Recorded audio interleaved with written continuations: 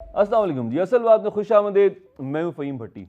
आलमी बैंक के मुताबिक रवा माली साल की जो पहली छमाही है जी, इसमें महंगाई 1974 के बाद सबसे ज़्यादा रही है। यानी कि 1974 के बाद इस वक्त की जो आज की आवाम पाकिस्तान में रह रही है और इस कर्ब से गुजर रही है, वो इस कर्ब को बर्दाश्त कर रही है। आज हम बात करेंगे और सवाल उठाएंगे कि इस महंगाई का ज़िम्मेदार कौन है। क्या माजी वाली हुकूमतें हैं, या फिर वो जो कोविड था उसको ज़िम्मेदार करार दिया जाता है, या फिर कोई ऐसी आस, कोई उम्मीद आज की आवाम के लिए पाकिस्तानी हुकूमत की जानिब से है कि शायद ये जो महंगाई है इससे उसका छुटकारा उसको हासिल हो जाए। आसिफ अली जरदारी साहब ने सेनेट का इजलास 9 अप्रैल मंगल की सुबह 9 बजे तलब कर लिया जी, और इस वक्त पाकिस्तान पीपल्स पार्टी सर फहरिस्त है। लेकिन having said that, Pakistan Tehreek Insaf का मौक़िफ़ ये है, और अपेरेंटली ऐसा भी है अगर नंबर गेम्स को देखा जाए, कि केपी में अगर वो इलेक्शंस हो जाते तो पाकिस्तान तहरीक इंसाफ पाकिस्तान पीपल्स पार्टी से भी लीड ले जाती है। अब इलेक्शन कमीशन कब तक मुलतवी कर रखेगा वहाँ पे इलेक्शंस, या इसका मुस्तकबिल क्या होगा, इस पर बात करेंगे। इसके साथ साथ तहरीक इंसाफ के अंदर विद इन द पार्टी कुछ इख्तलाफात सामने आ रहे हैं, उस पर भी बात करेंगे। और सुप्रीम कोर्ट और हाई कोर्ट के जजेस को जो मशकूक खतूत मिले हैं, बड़े भोंडे तरीके से अपेरेंटली ऐसा लग रहा है कि कोई खास कोई प्लानिंग की नहीं गई। जो तहरीक का लिखा गया था कोई तहरीक तो नहीं, अपेरेंटली कोई एक बज़ाहिर एक शख्स ही दिखाई दे रहा है। चूँकि जिन खवातीन के नाम से खतूत आए हैं, जिनमें रेशम, रेशमा और गुलशाद खातून थी, सबकी राइटिंग्स जो हैं वो मैच हो गई हैं। और अब जो पंसारी हैं उनकी दुकानों पे जो छापे मारे जा रहे हैं कि जी आर्सेनिक वहाँ से मिला जा रहा है, तो सवाल ये पैदा होता है कि क्या ऐसे केमिकल्स पहले नहीं आ रहे थे? पहले भी तो अवेलेबल थे, लेकिन जब कोई बहुत बड़ा वाक़या पेश आता है या फिर सुप्रीम कोर्ट की या हाई कोर्ट के जजेस को कोई थ्रेट मिलता है, तो उसके बाद पूरे मुल्क का सिस्टम जो है वो हरकत में आ जाता है। बिशाम में चीनी इंजीनियर्स की बस पे जो हमला हुआ और दहशतगर्दी का वाक़या हुआ, उस पर भी जी इंज़बाती कार्रवाई का सामना कर रहे हैं अब अफसरान। वहाँ के RPO हज़ारे हैं, जिसमें DPO अपर कोहिस्तान है, DPO लोअर कोहिस्तान है। तो इंक्वायरियाँ होंगी, और वही वाली बात है कि इंक्वायरी के बाद आज तक हमने तो नहीं देखा कि किसी भी अफसर को ज़िम्मेदार करार ठहराया जाए और उसको उसकी नौकरी से बरतरफ किया गया हो। भारत में इलेक्शंस सर पे हैं, और अपेरेंटली ऐसा लगता है कि भारतीय सियासतदान अब कुछ ऐसे बयान मजीद देंगे जो कि एंटी पाकिस्तान होंगे। और एक बयान तो ये भी है जो वज़ीर दिफा ने दिया। राजनाथ साहब कहते हैं कि दहशतगर्द कार्रवाई करके पाकिस्तान कोई गया दहशतगर्दी करके तो पाकिस्तान में घुस कर उन्हें मारेंगे। उसके जवाब में ख्वाजा आसिफ ने भी बड़ा ज़बरदस्त बयान दिया है, और वो बयान भी आपको हम बताएंगे और इन मामलों पर भी डिस्कस करेंगे कि भारत के साथ पाकिस्तान को ताल्लुकात बेहतर करने चाहिए, और अगर करने चाहिए तो क्या बराबरी की सतह पर। बात करने के लिए हमारे साथ मौजूद हैं सजाद तरीन साहब और नौशाद अली साहब। खुश आमदीद कहते हैं जी आपको। सजाद साहब, पाकिस्तान में जो महंगाई है, ये मैं नहीं कह रहा, ये आलमी बैंक कह रहा है। वो कहते हैं कि 1974 के बाद सबसे ज़्यादा महंगाई इस वक्त है पाकिस्तान में। तो देखिए इसके ज़िम्मेदार कौन है, और आपको लगता है कि क्या हुकूमत ये कर पाएगी कि महंगाई से अवाम को छुटकारा दिलवा दे? देखिए मैं आपको अर्ज़ करूं कि जब मैं स्टूडेंट था तो उस वक्त भी इस किस्म की बातें आती थीं कि जी पाकिस्तान में जो है वो 1960 से लेके और आप जो है 1970 में इतनी महंगाई हो गई है कि पहले पिछले इतने सालों में नहीं थी। ये तो सर्वे आते रहते हैं, अगले साल आप देखिएगा आएगा सर्वे कि वो बताएंगे जी वर्ल्ड बैंक वाले कि ये इतनी महंगाई और बढ़ गई है। बुनियादी वजह यह है कि पाकिस्तान में जो महंगाई को कंट्रोल करने का सिस्टम है या महंगाई कैसे कम की जाए, इस पर कोई आदमी संजीदा नहीं है। कोई आदमी इसको इस सोच नहीं रहा कि कैसे की जाए। देखें बात यह है, इसमें कोई शक नहीं कि हमारी जो मुआशी सूरत हाल है वो इतनी अच्छी नहीं है, और जो हमारे पास कुछ ऐसी चीज़ें भी नहीं हैं हमारी महंगाई की वजह से कि जो हम दुनिया को बेच सकें, दुनिया को बाहर भेज सकें। बिजली महंगी है, गैस महंगा है। अब करना क्या है? करना यह है कि महंगाई को कम कैसे किया जाए। ये जो इतनी बड़ी ब्यूरोक्रेसी हमने रखी हुई है, इनकी जो मराहत हैं वो मराहत कम करनी चाहिए। और उसके अलावा ये जो वफाकी वज़ीरों और पंजाब में और बाकी जगहों पर जो हमने वज़ीर रखे हुए हैं, इनकी जो मराहत हैं ये मराहत कम करनी चाहिए। एक एक सेक्रेटरी को आपने 4-4 गाड़ियाँ दी हुई हैं, बड़े बड़े घर दिए हुए हैं, उनमें तरीन बिजली साहब, आप फ्री है। ब्यूरोक्रेसी की बात कम करने की बात कर रहे हैं। आप इतवार, हफ्ता, जुम्मा किसी भी दिन चले जाएं और रात को 8 बजे, 9 बजे, 10 बजे मार्केट्स में चले जाएं, प्लाजों के बाहर चले जाएं, बड़े बड़े मॉल्स के बाहर चले जाएं, ग्रीन नंबर प्लेट्स की फैमिलीज में अपना गाड़ियों में पूरी पूरी फैमिलीज बैठी होती हैं, शॉपिंग चल रही होती है। तो क्या हुकूमत ये भी नहीं रोक सकती? बाकी तो मराद देखिए बात की बात है ना, जो एक देखें नज़र आ रहा है। ये यही वो बुनियादी बात है कि जो गरीब आदमी है, जो आम आदमी है, उसके लिए कोई नहीं सोचा जा रहा। और दूसरी बात ये जो हमारे हुक्मरान क्लास है, इसका आम आदमी से, इसका गरीब आदमी से कोई ताल्लुक़ नहीं है कि इनको ये पता हो कि गरीब आदमी जो है वो जो बदीन में बैठा हुआ है, जो राजनपुर में बैठा हुआ है, जो ढेर गाज़ी खान में बैठा हुआ है, उसके उसके मसाइल क्या हैं। देखिए, पाकिस्तान में जो गरीब आदमी के मसाइल हैं और जो ये हुक्मरान क्लास के मसाइल हैं, इनमें बहुत फ़र्क है। वो उनको पता ही नहीं है कि पाकिस्तान में कितने लोग हैं जिनको साफ़ पानी नहीं मिल रहा। उनको ये पता ही नहीं है कि पाकिस्तान में कितने लोग हैं जिनके पास खाने के लिए चीज़ें नहीं हैं। वो एक गरीबों के नाम पर इस मुल्क में सियासत की जाती है, गरीबों के नाम पर सब कुछ किया जाता है, लेकिन गरीबों को कुछ नहीं दिया जाता। और जिस तरह हम IMF में के नरगे में फंस चुके हैं और वर्ल्ड बैंक के फंस चुके हैं और बाकी जो मालियाती इदारे हैं, ये तो हमें नोच रहे हैं। और इससे कैसे बचा जाए, इससे कैसे निकला जाए, मैं समझता हूँ कि पाकिस्तान में लोग मौजूद हैं जिनके पास मुख्तलिफ फार्मूले मौजूद हैं। पिछले दिनों ही मैंने डॉक्टर कैसर बंगाली का एक इंटरव्यू किया, तो उन्होंने बहुत सारी चीज़ें बताई, लेकिन सवाल ये है कि उस पर अमल दरामद कैसे हो, अच्छा, आप अमल ये दरामद समझते हैं कौन कि करे। क्या इस हुकूमत के सेटअप में right man for the right job इस टाइम है? नहीं, देखें, बात ये तो कभी नहीं रहा, सिवाय ठीक है, इब्तदा के दिनों में पॉइंट कुछ टेकन। देख के, मैं वापस वो आऊंगा उसके आपके साथ। बाद तो कभी ऐसा नहीं रहा। ठीक है, ठीक है। नौशाद साहब, जब महंगाई होती है तो फिर महंगाई के साथ आपकी जो बेसिक फैसिलिटीज़ हैं वो भी अफेक्ट होती हैं। जो एक गरीब आदमी वो अपने बच्चे को स्कूल से उठा लेगा, और फिर जब वो बच्चे को स्कूल से उठा लेगा, बाहर निकालेगा स्कूल से, ऑलरेडी इतनी बड़ी तादाद है बच्चों की, तो उसका मुस्तकबिल फिर दाव पे लग जाएगा। यानी कि एक पूरी एक नेक्स्ट जनरेशन तैयार हो जाएगी जो कि जिसके पास स्किल्स भी नहीं होगी, एजुकेशन भी नहीं होगी। फिर जब महंगाई आती है तो साफ़ पीने वाला पानी भी कोई नहीं अफोर्ड कर सकता। जब महंगाई आती है तो फिर इलाज मालजे के भी मसाइल होते हैं। तो महंगाई तो बहुत ज़्यादा और बहुत बड़े पैमाने पे पाकिस्तान में आने वाले वक्त में अफेक्ट करने जा रही है। और एक और रिपोर्ट है इसके मुताबिक 3 करोड़ बच्चे स्कूल से बाहर हैं। और एक और रिपोर्ट है कि आइंदा आने वाले वक्त में करीब ही, ज़्यादा को नियर फ्यूचर में, कि 1 करोड़ अफराद सतह गुर्बत से नीचे चले जाएंगे। तो क्या मुस्तकबिल दिखाई दे रहा है आपको पाकिस्तानी अवाम का? बिस्मिल्लाहिर्रहमानिर्रहीम। देखिए फ़हीम, जहाँ तक आप बात कर रहे हैं कि हमारी कोई प्लानिंग है, तो मुझे नहीं लगता कि हमारी कोई प्लानिंग है। अच्छा। क्योंकि ना हम आइंदा 5 साल की बात करते हैं, ना 10 साल की, ना 15 साल की, ना 20 साल की। कौमें तो 50-50 साल की और 100-100 साल की प्लानिंग किया करती हैं, लेकिन हमारे यहाँ ये मिजाज नहीं है। हमारे यहाँ तो हुकूमतें जो हैं वो 2, 2.5, 3 साल से ज़्यादा उनकी जो मियाद है वो नहीं रहती, वो एक्सपायर हो जाती हैं और उसके बाद बोनस चलते पाए।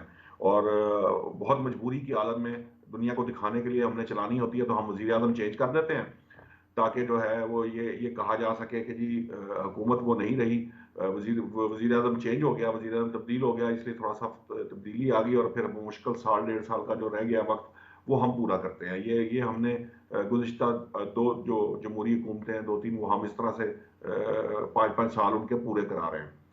बात यह है कि ये सारी बातें जो आप कह रहे हैं कि सेहत, तालीम, जो बुनियादी हकूक़ हैं, जो बुनियादी इंसानी हकूक़ हैं, जो हर बच्चे का हक है, और ये हमें आइन ये हकूक़ फराहम करता है तमाम लोगों को, तमाम पाकिस्तानी शहरियों को, लेकिन ये उनको नहीं मिल पाते। उसकी वजह यही है कि हमारे यहाँ बहुत सी चीज़ें जो हैं वो ना सिर्फ उसमें प्लानिंग नाम की कोई चीज़ नहीं है, एग्जीक्यूशन नाम की भी कोई चीज़ नहीं है। अगर फ़र्ज़ कर लीजिए कि हम लंबी प्लानिंग नहीं भी कर पाते, तो अगर हम कोई साल, 2 साल, 3 साल, 5 साल की कोई प्लानिंग दिखाने के लिए को फलां विजन जो है वो फलां हुकूमत ने बना दिया, वो उसके ऊपर एग्जीक्यूशन भी हमारी ना होने के बराबर होती है। हो भी तो बड़ी ऐसे जैसे कहते हैं कि देखते ना कि मुर्दा दिल के साथ, या उसके अंदर कोई जोश वल्वला नहीं होता, उसकी कंप्लीशन के बारे में कोई आपके अंदर वो स्पिरिट नहीं होती कि आप उसको कंप्लीट करेंगे और उसके नताइज लेंगे। यानी कि आपके जवाब बहुत से कम मुझे ये लग चीज़ें रहा है ऐसी हैं। अपेरेंटली जिस तरह की डिस्कशन हमारी हो रही है, जैसे तरीन साहब ने जवाब दिया, जो जो आप डिस्कस कर रहे हैं, अपेरेंटली ऐसे लग रहा है कि गुज़िश्ता 40-50 साल से जो डिस्कशन होती आ रही हैं अभी वही हो रही हैं, और आइंदा आने वाले 10-20 साल भी यही बातें हो रही होंगी डिस्कस। मतलब हम बदकिस्मती मार्स है की बात ये, नहीं कर अगर रहे किसी होंगे, हम चांद की बात नहीं कर रहे होंगे, हम टेक्नोलॉजी की बात नहीं कर रहे होंगे, हम ईवी टेक्नोलॉजी की बात नहीं कर रहे होंगे, हमारे मसाइल यही रहेंगे अपेरेंटली, मुझे ऐसे ही लग रहा है।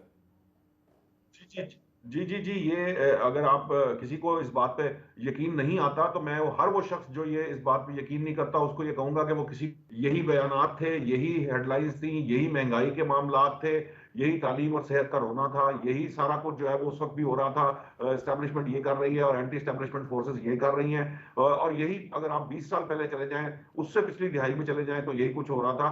तो ये तो अंडरस्टूड सी बात है कि ये मामलात ऐसे ही हैं। उसकी वजह ये है कि बतौर कौम हमने अभी कोई काम शुरू किया ही नहीं है। ठीक है। अभी हम एक हजूम की शक्ल में हैं और अभी जो फिलहाल सिचुएशन है, बदकिस्मती से हमारे यहाँ जो हुकूमतें आती है ना उन पर कोई तसलसल है, ना कोई उस तरह की लीडरशिप हमारे यहाँ डेवलप हो पाई है जो लोगों को उस सतह पर ठीक है, जिसे कहते पॉइंट हैं टेकन। ऑर्गेनाइज कर ले जी कि ठीक है। वो तो शाह साहब, ब्रेक वो का वक्त हो उनकी गया, बात पॉइंट को टेकन। तस्लीम। मैं वापस आपके पास आऊँगा ब्रेक के बाद। नाज़रीन, ब्रेक से वापस आएंगे तो बात करेंगे सेनेट में जो इलेक्शंस होने जा रहे हैं, चेयरमैन सेनेट और डिप्टी चेयरमैन। अपेरेंटली तो वो डिस्कस हुई नहीं चीज़ें। पाकिस्तान पीपल्स पार्टी ने जो आइनी ओहदे मांगे हुए थे उसमें ये ओहदे भी थे, लेकिन फिर भी इसकी सिग्निफिकेंस पे, इसकी इंपॉर्टेंस पे बात करेंगे। ख़ास तौर पे पाकिस्तान तहरीक इंसाफ का क्या मौक़िफ़ है।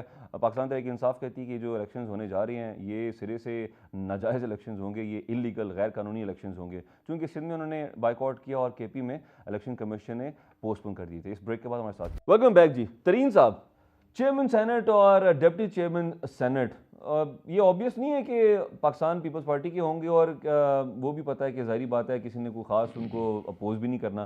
तो अवाम जब इस तरह के प्रोग्राम देखती है ना, जो कॉमन व्यूअर है जिनके महंगाई के मसाइल हैं, जिसको हमने डिस्कस भी किया कि महंगाई तले पिस रही है अवाम, तो पहले तो ये बताएं कि सेनेट के इलेक्शंस अगर हो जाते हैं, चेयरमैन सेनेट पाकिस्तान पीपल्स पार्टी के बन जाते हैं, तो एक आम शख्स जो पाकिस्तान का है उसको इसका क्या फ़ायदा है, और दूसरा या उसको क्या गर्ज होना चाहिए, क्या कंसर्न होना चाहिए। पाकिस्तान तहरीक इंसाफ का जो मौक़िफ़, आप उससे एग्री करते हैं कि ये जो गैर कानूनी इलेक्शंस हो रहे हैं ये नहीं होने चाहिए जब तक उनको जो रिजर्व सीट्स हैं प्रॉपर उनको दी जाएँ, और केपी में जो इलेक्शन कमीशन ने पोस्टपोन किया है वो फैसला भी फौरी तौर पर वापस लिया जाए, इलेक्शन कराए जाए। देखिए, मैं आपको अर्ज़ करूँ, जो आम आदमी है ना वो तो हो गया बेगानगी का शिकार। आम आदमी को इस मौजूदा जो पार्लिमान की सियासत है, पार्लिमान में जो आने वाले लोग हैं, पार्लिमान में ये जो क्लास है, इससे आम आदमी बिल्कुल बेगानगी का शिकार हो गया। उसका कोई ताल्लुक नहीं है, क्योंकि इस आप हमारी जो पार्लियामेंट है, चाहे कौमी असम्बली हो चाहे सेनेट हो, आप देख लें, यहाँ जागीरदार हैं, सरमायादार हैं, और या दूसरे प्रॉपर्टी टाइकॉन्स हैं, या और मतलब मुख्तलिफ जो कामों में बलूचिस्तान के लोग, मैं अब वो ऑन एयर बात कहना नहीं चाहता, वो जिस किस्म के कामों में मुलव्वज़ हैं, जिनके पास पैसा है, वो पार्लियामेंट में बैठे हुए हैं। पार्लियामेंट में कोई ऐसा आदमी नहीं है जो गरीब का नुमाइंदा हो, जिसे कहा जाए कि ये गरीब का आदमी है, गरीब आदमी है और ये गरीबों का नुमाइंदा है। और माजी में जो दो चार लोग आए भी हैं, वो जब यहाँ पार्लियामेंट में पहुँचते हैं तो वो इतनी दौलत कमा लेते हैं कि अपनी क्लास ही तब्दील कर लेते हैं। वो फिर उनको वो भी नहीं पूछते गरीब आदमियों को। एक बात तो ये हुई। दूसरी, आम आदमी को बिल्कुल इससे कोई गर्ज नहीं है कि कौन बन रहा है कौन नहीं बन रहा। दूसरी बात, पहले तो कुछ ताकतवर हल्के और पीपल्स पार्टी के दरमियान बड़ी जो है ना वो महाजाराई थी कि जी सेनेट का चेयरमैन हमारा होना चाहिए, वो कह रहे थे हमारा होना चाहिए। और एक दो जगह पर तो मुझे भी ये गुमान हुआ कि शायद ताकतवर हल्कों का ही जो है ना कुछ चेयरमैन सेनेट आ जाएगा। लेकिन वो मेरे ख्याल में आसफ़ अली जरदारी साहब काफ़ी प्रेशर बर्दाश्त करने में अपनी एक महारत रखते हैं। उन्होंने वो प्रेशर बर्दाश्त किया और उन्होंने अपना ही कहा कि नहीं जी कि हमारा ही जो है ना आदमी आएगा। अब सवाल ये है कि ये जो चेयरमैन यूसुफ रज़ा गिलानी साहब बन जाएँ या कोई दूसरा आदमी डिप्टी चेयरमैन भी बन जाएगा, इससे आम आदमी को तो कोई फ़र्क नहीं पड़ेगा। आम आदमी की ज़िंदगी में कोई आसानी नहीं होगी। आम आदमी की जो ज़िंदगी के मसाइल हैं वो उनमें इजाफ़ा होगा, परेशानियों में इजाफ़ा होगा, कमी नहीं होगी। एक बात तो ये रही। दूसरी बात ये है कि ये बात पीटीआई की, ये बात ठीक है कि जो पार्लियामेंट इसका सेनेट का हाउस है वो कंप्लीट नहीं है, क्योंकि केपी से जो लोग मुंतखब होकर आने हैं वो अभी तक नहीं आए। तो उनके जो गैर मौजूदगी में आप ये जो इलेक्शन करा रहे हैं, अब आगे चल के जब ये कोर्ट में जाएगा फिर पता नहीं कोर्ट में क्या सूरत हाल बनती है, या कोर्ट क्या इसको वो फ़ैसला देती है। क्योंकि हमारे जजेस जो है ना वो भी बहुत सारी आँख की गर्मी देख के फ़ैसले कर देते हैं। तो वो फिर देखना पड़ेगा कि क्या सूरत हाल बनती है, क्योंकि ये बात जो है ये मुतनाज़ा रहेगी, इसमें मसाइल रहेंगे और इसमें लोग बात करते रहेंगे। क्योंकि ठीक है। आपका एक सूबा जो है वहाँ इलेक्शन ही नहीं हो रहे, बाकी वो जो पीटीआई ने बाइकाट वगैरह किया उसकी कोई अहमियत नहीं है, क्योंकि वो तो लोग बाइकाट करते ही रहते हैं। लेकिन आप क्या समझते हैं हाउस, उसूली तौर पे इलेक्शन कमीशन को केपी में इलेक्शंस कराने चाहिए थे? देखें, अब प्रॉब्लम ये जो इलेक्शन नहीं हो रहा है इसकी बुनियादी जिम्मेदारी जो है वो पीटीआई पर चली गई है। अच्छा। क्योंकि पीटीआई का जो स्पीकर है उसको जो स्पेशल सीट्स पर जो ख़वातीन मुंतखब होके आई उसने उनका हलफ नहीं लिया, ठीक है। और बाकी पूरे पाकिस्तान में तमाम सूबों में भी कौमी असम्बली में भी उनका हलफ ले लिया गया है। तो ये आप क्यों नहीं ले रहे? ये तो कोई बात नहीं है ना कि आप कहें कि जी अच्छा नहीं, तरीन हम साहब, नहीं ले यहाँ पे रहे। फिर एक सवाल आता है, क्या ये पाकिस्तान तहरीक इंसाफ का सियासी तौर पे गलत फैसला था? अगर वो हल्फ ले लेते और इलेक्शंस हो जाते तो उनको 6-7 सीटें और ना मिल जाती मैं समझता हूँ और कि वो सेनेट में मेजॉरिटी ले लेते। मैं समझता हूँ कि correct me if I am wrong. मैं समझता हूँ कि बड़ी बदकिस्मती है कि वो पार्लिमान की सियासत से भाग रहे हैं। पार्लिमान की सियासत में उनको रहना चाहिए था। उनके 6-7 लोग आ जाते, वो पार्लिमान में बात तो कर सकते। तहरीक इंसाफ वो के 6-7 अगर ऐड ऑन होते तो पाकिस्तान पीपल्स पार्टी से नंबर इनका ज्यादा बन जाता। जी पीपल, मैं समझता हूँ कि तहरीक इंसाफ के जो वकला हैं, जो इमरान खान के इर्द गिर्द मौजूद हैं, वकला को कोई सियासत नहीं करनी आती, ठीक है ना जी। और अब मैं समझता हूँ कि बड़े बड़े वकला, जब ये तो इस कौम पर बड़ा एहसान है जस्टिस काजी फ़ायज़ ईसा साहब का कि उन्होंने बहुत सारे अहम केस जो हैं वो लाइव करा दिए हैं और लोग देखते हैं। और ये बड़े बड़े वकला जो बड़े बड़े बुत बने हुए थे, ये पाश हो गए हैं। देखें तो सही कि ये किस किस्म की तैयारी करके आते हैं और किस किस्म की औकार के आते हैं। ये जो वकला ने इमरान खान को मशवरे दिए ना, वैसे इमरान खान साहब खुद भी जो है ना वो सियासत में मैं समझता हूँ कि नाकाम आदमी रहे तो हैं। एक जज उन्होंने साहब गलत ने इमरान फैसले खान किए साहब हैं। को कमेंट दिया भी थे ना कि आपके जो वकला हैं आपके साथ सिंसियर नहीं है। सर, मैं समझता हूँ कि उनको सियासत करनी ही नहीं आती। है। पाकिस्तान की जो सियासत है वो बाहर की सियासत नहीं है। मैं वापस कि आता बाहर हूं की आपकी सियासत है कोई। जी ठीक है। नौशाद साहब, इस पोजीशन में मौजूदा सूरत हाल में सेनेट आपको किस हद तक फाल दिखाई दे रही है? आप देख लीजिए, बस ये ऐसे ही है। और आपने तो नई नई चीजें, हमने इस सेनेट इलेक्शन में, इससे जो गुज़िश्ता चेयरमैन सेनेट के इंतखाबात थे वहां माइनॉरिटी के साथ चेयरमैन सेनेट मुंतखब होते देखा। अब हमने आज़ाद सेनेटर मुंतखब होते देखे, जिनको मुल्क की दो बड़ी जमातें जो हैं वो वोट देने पर मजबूर हैं, या उनकी ख्वाहिश है या उनकी मजबूरी है, जो भी मामला है। लेकिन ये तमाम तर चीज़ें जो हैं, कभी आप 60-70 की दिहाई, 80 की दिहाई का मुतालिया करें, उस वक्त जो कुछ हो रहा था, ये ऑलमोस्ट उससे उससे मिलती जुलती चीज़ें हैं। सिर्फ थोड़ा सा आप ये कह लीजिए कि अंदाज़े बयां बदल जाता है, बात वही है। ये उतनी ही मुअस्सर और उतनी ही फाल है जितनी पहले हुआ करती थी, और आइंदा भी आपको उतनी ही फाल नजर आएगी और उतनी ही मुअस्सर नजर आएगी जितनी हम देख रहे हैं गुज़िश्ता कई सालों से। कम से कम 25-30 साल से तो हम तो इसको निशात साहब, हमारे पार्लिमानी क्लोजली निज़ाम में सेनेट का रोल है कितना इंपॉर्टेंट? क्या इसकी अहमियत है क्या? देखिए, सेनेट जो है ईवान बाला एक आपका आखिरी जो होता है हाउस होता है, जिसके अंदर इसको सेनेट ईवान जिसको अपर बाला हाउस भी इसलिए कहते कहा हैं। जी जाता है कि ये तमाम तर जो आपकी लेजिस्लेशन है उसको कंट्रोल करता है। सेनेट से अगर कोई चीज पास ना हो, या सेनेट जो है वो किसी चीज को रिजेक्ट कर दे, तो आपके यहाँ कानून नहीं बनाया जा नहीं बनता। सकता। अब और सवाल आपके ये है यहाँ कि जो लोग अपर हाउस में बैठते हैं, क्या वो एलिजिबल हैं, क्या वो इस काबिल हैं, या आप समझते हैं कि वो इंटेलेक्चुअल्स हैं जिनको सेनेट में होना चाहिए था? मेजॉरिटी में ऑब्वियसली सबके लिए अ, वैसे नहीं होते। मैं नहीं समझता कि मेजॉरिटी में ऐसे लोग वहां पर मौजूद हैं जो एक्चुअली सेनेट की उसको क्वालिफाई करते हैं। अगर आप सेनेट की जो कॉम्पोजिशन होती है, ये सेनेट जी का हाँ। जो मकसद होता है, जो ऑब्जेक्टिविटी है, अगर उसकी बात करें तो मुझे नहीं लगता कि शायद 99.9% जो लोग वहां मौजूद हैं उनको शायद वहां नहीं होना चाहिए। लेकिन अब कुछ भी कह लीजिए, अब जो भी हालात हैं के साथ आपने चलना। मकसद और मसला ये है कि जो भी सिचुएशन होगी उसके अकॉर्डिंगली आप काम करेंगे और उसके अकॉर्डिंगली आप आगे बढ़ेंगे। इस वक्त जो सिचुएशन है उसके अंदर जो हमें नजर आ रहा है वो यही है कि मुझे तो वैसे इस बात की भी समझ नहीं आ रही कि फर्ज कीजिए कि अगर फिल वक्त इसकी मेजॉरिटी बन जाती पाकिस्तान तहरीक इंसाफ की, तो एक्चुअली चेयरमैन सेनेट और सेनेट के इंतखाबात के अंदर तो इससे कोई फर्क नहीं पड़ेगा। ठीक है, असल पॉइंट मामला जी। वही है असल मामला वही है कि जो मेजॉरिटी बन जाना पाकिस्तान तहरीक इंसाफ या सुन्नी इत्तेहाद काउंसिल का सेनेट के अंदर, वो प्रॉब्लमेटिक है। और उनको भी वहां पर भी जो लोग सेनेटर अब और आए अच्छा, हैं आपने जो इलेक्ट होके, आपने जो बात मेरा की ये कि अगर ख्याल है कि मेजॉरिटी वो बन जाना आजाद ही रहेंगे। प्रॉब्लमेटिक है, अगर अगर केपी में इलेक्शंस हो जाते हैं और वो 6-7 सीटें जो हैं वो पीटीआई को मिल जाती हैं, तो फिर सेनेट में मेजॉरिटी पीटीआई की हो जाएगी। तो इसका मतलब है कि चेयरमैन सेनेट की सीट जो है खतरे में पड़ जाएगी पीपल्स पार्टी की। नहीं, चेयरमैन सेनेट की तो मामला नहीं होगा ना, क्योंकि बाकी जमातों के वो उसके साथ वो मिलकर वो अलायंस है, ठीक है। मेजॉरिटी फॉर्म कर लेंगे ना। ठीक है। उसका मामला नहीं है। मामला लेजिस्लेशन से मुतल्लिक है। आइंदा 5 साल के लिए जो ये वाली असम्बली है और ये सेनेट के जो अगले कम से कम 3 साल हैं, जो आपकी आधी सेनेट दोबारा इलेक्शन की तरफ जाएगी, उस वक्त तक तो जो जो जितनी भी लेजिस्लेशन है वो मरहूने मिन्नत हो जाएगी पाकिस्तान तरीके साहब या सुन्नी इत्तेहाद काउंसिल की। सो वो वर्किंग नहीं कर पाएंगे, मामलात को आगे नहीं चला पाएंगे, जिसकी वजह से ये मामला इस तरह से है कि ये जो रिजर्व सीट्स हैं, वहां पर जो रिजर्व सीट लेने के बाद ही मामला जो है उसको आगे बढ़ाया जाएगा, वरना ये नहीं करने दी जाएगी। ठीक है जी, ठीक है, पॉइंट टेकन। यहाँ पे नाज़रीन ब्रेक का वक्त हो जाता है, ब्रेक से वापस आएंगे तो सऊदी वली अहद से वज़ीर आज़म पाकिस्तान की मुलाकात हुई है, उस हवाले से बात करेंगे। पाकिस्तान और सऊदीया के ताल्लुकात किस कदर इंपॉर्टेंट हैं और ख़ास तौर पे फाइनेंशियल मामलात में सऊदी अरब ने हमेशा से पाकिस्तान की किस तरीके से हेल्प किया मुश्किल वक्त। वेलकम बैक जी। तरीन साहब, किस कदर इंपॉर्टेंट है पाकिस्तान और सऊदी के ताल्लुकात और इस मीटिंग को आप कैसे देख रहे हैं? क्या ये प्री प्लान आपको लग रही है या फिर अपेरेंटली बस वो वज़ीर आज़म पाकिस्तान गए उम्रे के लिए और वहाँ पे मुलाकात होगी, सऊदी वली अहद ने उनको बुला लिया? एक तो पाकिस्तान में एक रवायत बन गई है कि जब भी कोई वज़ीर आज़म मुंतखब होता है, नया वज़ीर आज़म आता है, नई पार्लिमान आती है, तो सबसे पहले उम्रे के लिए जाते हैं। ये एक अच्छी बात है। और वहाँ जाके मतलब सऊदी हुक्मरानों से बातचीत करते हैं। हमारे सऊदियों वाले जो हैं वो हमें गाए बगाए बहुत हेल्प भी करते रहते हैं, हम उनसे तेल भी लेते हैं, बाकी मामलात भी हैं, लेबर भी हमारी बहुत बड़ी तादाद में वहाँ मौजूद है। तो इस तरह की चीज़ें जो हैं वो वज़ीर आज़म इस वक्त जब वज़ीर आज़म जो दौरा कर रहे हैं, हमारी मुआशी सूरत हाल इस वक्त बहुत ज़्यादा ख़राब है, तो हम कोशिश करेंगे कि उनसे कुछ ना कुछ हम उन्हें कहें कि वो आकर पाकिस्तान में सरमायाकारी करें। मेरा ख्याल बलूचिस्तान में रिकॉर्डिंग वगैरह के इश्यूज़ पर दूसरे जो चीज़ें हैं वो कोशिश की जाएगी सऊदी अरब को इस शामिल किया जाए यहाँ। मैं आपको एक और बात बता दूँ, देखें ये वज़ीर आज़म का जो दौरा है ये बड़ा अहम है।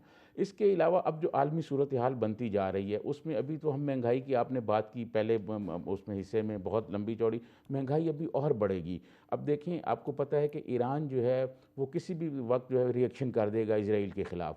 जब वो रिएक्शन करेगा तो जो तेल के जहाज़ इस एरिए से निकलते हैं और बाकी जो आते हैं वो उनकी स्पीड कम हो जाएगी उनके आने में, और उससे तातुल आ जो जाएगा। तेल की पैदावार है उसमें भी कमी होगी और तेल की सप्लाई में कमी हो जाएगी और उससे कीमतें और बढ़ेंगी।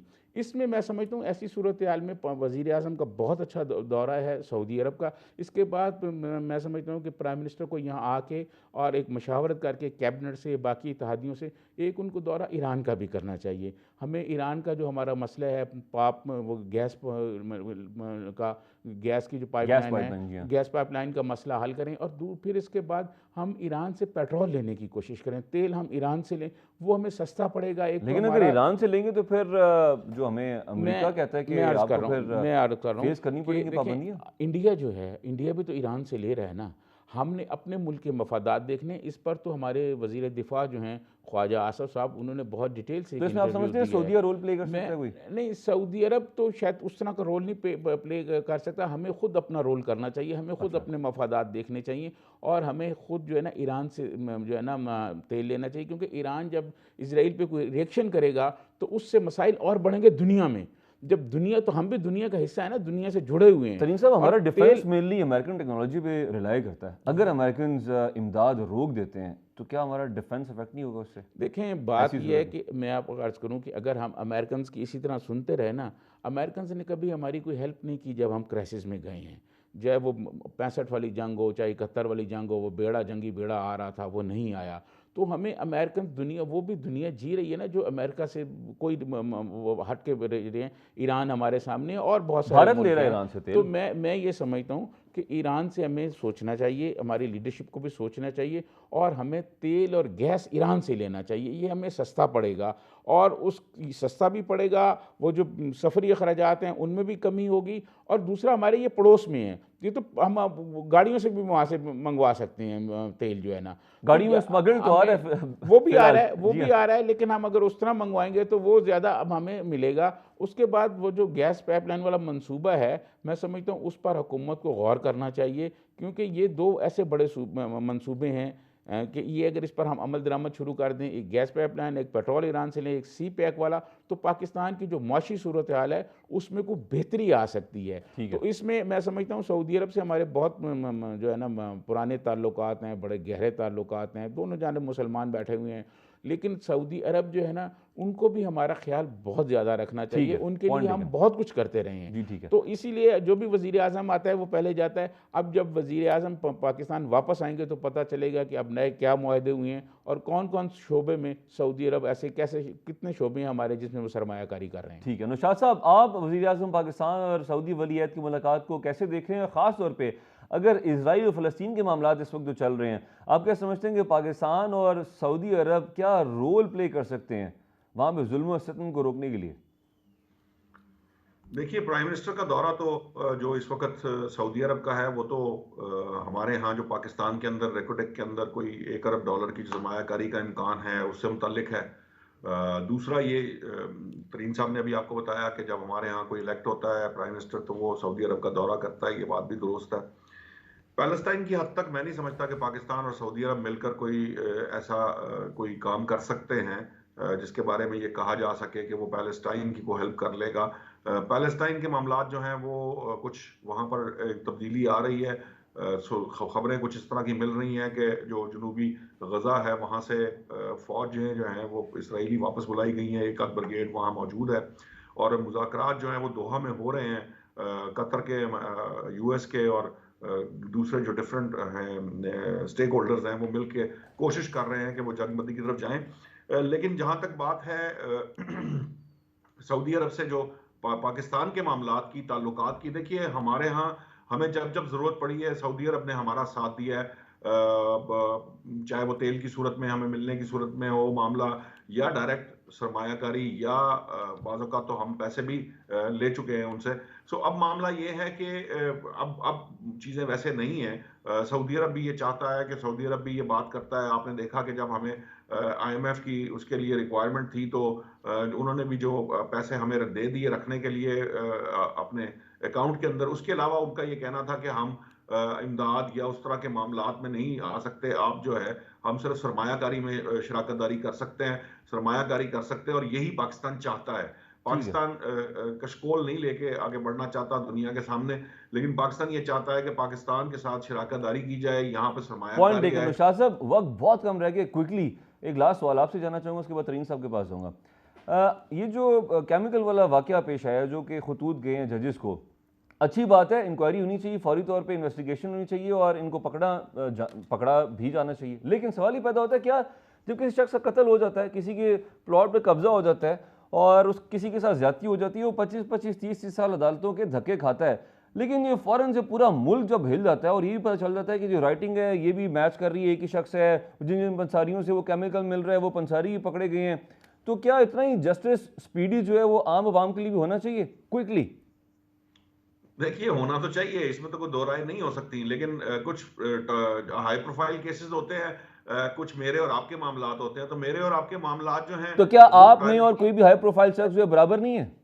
नहीं, हमारे यहाँ पे ये मिजाज ही नहीं है ठीक सर। है, हमारे यहाँ बरसगीर के अंदर तो ये कॉन्सेप्ट ही नहीं है। पॉइंट और टेकन। अगर आप ऐसी को ख्वाहिश रखते हैं तो आपको बरसगीर में रहना ही नहीं चाहिए। अच्छा जी तरीन साहब, देखिए चले जाए कहीं फिर पाकिस्तान से। देखिए मैं आपको अर्ज़ करूं, पाकिस्तान एक तबकाती मुल्क है, ठीक है। एक तबका ऐसा है कि जिसके पास बहुत ज़्यादा वसाइल हैं, वो अशराफिया है, उसके लिए अदालतें, फ़ैसले, कानून और सब कुछ हो जाता है। जो आम आदमी है, जो गरीब आदमी है, आप यकीन मानें कि पाकिस्तान में गरीब आदमी जो है वो तो सुप्रीम कोर्ट जा ही नहीं सकता, उसके पास तो वहाँ फ़ीसें ही नहीं है सुप्रीम कोर्ट के वकीलों की। और ये चौधरी एतजाज़ साहब हमारे दोस्त हैं और एक तारीख चलाई थी उन्होंने, अदलिया बहाली तारीख, और कहते थे धरती होगी माँ के जैसी। वो धरती होगी माँ के जैसी, जज बहाल हो गए। जब जज बहाल हुए तो जो उस तारीख में मुतहर्रक वकला थे उनकी फ़ीसों में 4 गुना इजाफा कर लिया उन्होंने। जजों की वो वकीलों की फ़ीसों में इजाफा हो गया। गरीब आदमी के लिए मुकदमा सुप्रीम कोर्ट लेके जाना तो वैसे ही नामुमकिन सी बात है, एक बात।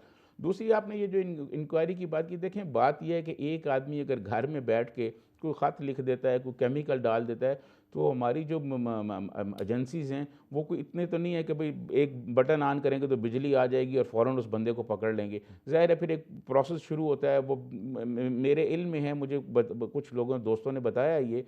वजारत दाखिला ने कि वो बहुत करीब करीब पहुंच गए हैं। सवाल हमारे यही जो था कि इंटेलिजेंस बहुत के करीब जिस इदारे तरीके हैं, से पहुंचे वो हैं तरीन उनके साहब, उनके करीब पहुंच गए हैं जिन सवाल लोगों ये ने ये नहीं खत लिखे हैं। जी हाँ, सवाल ये अब नहीं है कि आपने नहीं पहुंचे, सवाल ही तो ये कि इतनी जल्दी पहुंच गए हैं। क्या आम आदमी के लिए भी ये इदारे ऐसे हिलते हैं? देखें, जो आपने आम आदमी की बात की ना, मैंने आपको पहले कहा कि आम आदमी तो सुप्रीम कोर्ट जैसी अदालत में वो बेचारे के पास पैसे नहीं होते कि वकील की फीस कहाँ से दे, वहाँ तो करोड़ों में फीसें हैं। ये जो बड़े बड़े, अगर आपको कभी थ्रेट के ऐसे कोई खत आए तरीन साहब, क्या इस तरह से कभी इदारे हिलेंगे?